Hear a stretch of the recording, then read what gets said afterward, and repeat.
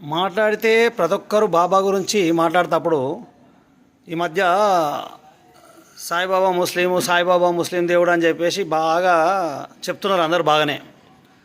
కానీ సాయిబాబా ఎక్కడ ధ్యానం చేసిండు? వేప చెట్టు కింద ధ్యానస్తుడై కూర్చున్నాడు అని చెప్పేసి ఆల్రెడీ ప్రతి చరిత్ర చెప్తుంది. అక్కడ ఉన్న గ్రామస్తులు కూడా బాబా గారు వచ్చినప్పుడు వేప చెట్టు కింద కూర్చున్నారు అని చెప్పేసి క్లియర్గా ఉంది. వేప చెట్టు హిందువులు చాలామంది పూజ చేస్తారు. దేవుని లెక్కనో దేవతల లెక్కనో ప్రతి ఒక్క హిందువులు వేప చెట్టుని దేవుని లాగానే పూజిస్తారు. మరి అలాంటి వేప చెట్టు కింద ధ్యానస్తులై కూర్చున్నాడు.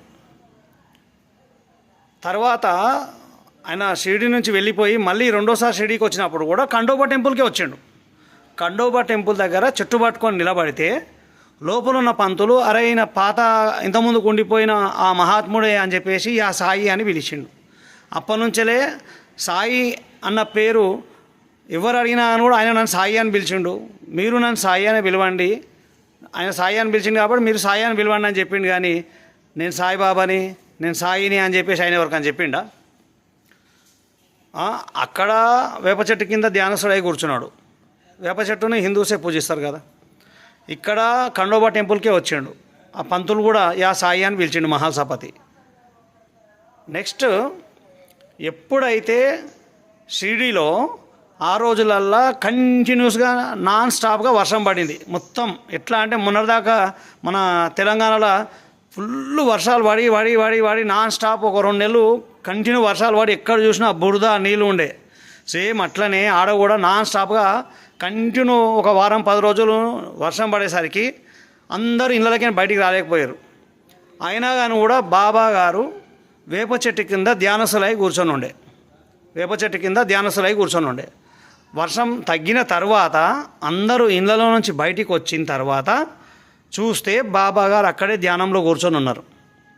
అప్పుడు అందరూ ఏమన్నారు? బాబా మేమందరం వర్షానికి బయటికి రాలేక ఇళ్ళలో ఉంటే నువ్వు మాత్రం ఇట్లా బయటనే ఉన్నావా బాబా? ఇక్కడ ఒక పాడుబడ్డ మసీద్ ఉంది, నిన్ను అందులో కూర్చోబెడతాం, నీకు ఈ ఎండ కానీ వర్షం కానీ ఎప్పుడు ఎటువంటి ఏది ఇబ్బందులు లేకుండా ఉంటుంది, నువ్వు అందులో ఉండని చెప్పేస్తే బాబా గారు ఆడి కూడా నేను రానంటే అందరు సంకలాల చేతులు పెట్టి తీసుకుపోయి మసీద్లో కూర్చోబెట్టారు. ఆయనంతలైనా మసీద్లో పోయి కూర్చోలే. ఏమనంటే సాయిబాబా మసీద్లు ఉండు అంటే ఆయనంతలైనా పోయి డైరెక్ట్ మసీద్లో కూర్చోలే. ఆయన ఫస్ట్ వేప చెట్టు కింద కూర్చున్నాడు. వేప చెట్టు హిందువులేగా పూజించేది. నెక్స్ట్ ఖండోబా టెంపుల్కి వచ్చిండు రెండోసారి, అది హిందువుల టెంపులే కదా. మరి భక్తులు తీసుకుపోయి మసీద్లో కూర్చోబెట్టారు. ఎక్కడన్నా సాక్షాత్ భగవంతుడు నేను వాళ్ళ దేవుని, నేను ఈ మతం దేవుని, నేను అందులో పోయి కూర్చుంటా అన్నాడు కదా. అందరినీ కాపాడే దేవుడు. ఏ మతమైనా ఆయనకు భక్తులు ముఖ్యం. కానీ ఆయన నేను ఆ మతం దేవుని నేను మసీద్లో కూర్చుంటా, లేదు నేను హిందువుల దేవుని గుడిలో కూర్చుంటా అని అంటాడా? ఎక్కడన్నా దేవుడు అంటాడట? సర్వ మానవాళిని రక్షించడానికి వచ్చిన దేవుడు అట్లా చెప్తాడా? దయచేసి చరిత్ర కరెక్ట్ చదవండి. ఎవడైతే ఈ దుష్ప్రచారాలు చేస్తున్నాడో ఫస్ట్ వాడు చరిత్ర కరెక్ట్ చదవాలి.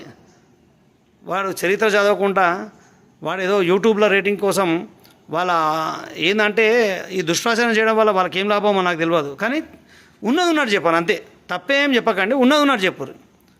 అలా ఏం రాసిండ్రో ఏం జరిగిందో అదే చెప్పు. నీ సొంతంగా క్రియేషన్స్ చేయకండి దయచేసి. మీ సొంతంగా క్రియేట్ చేసి అనవసరంగా దుష్ప్రచారాలు చేయొద్దు. సాయి బాబా కీ జై, సద్గురు సాయినాథ్ మహారాజ్ కీ జై.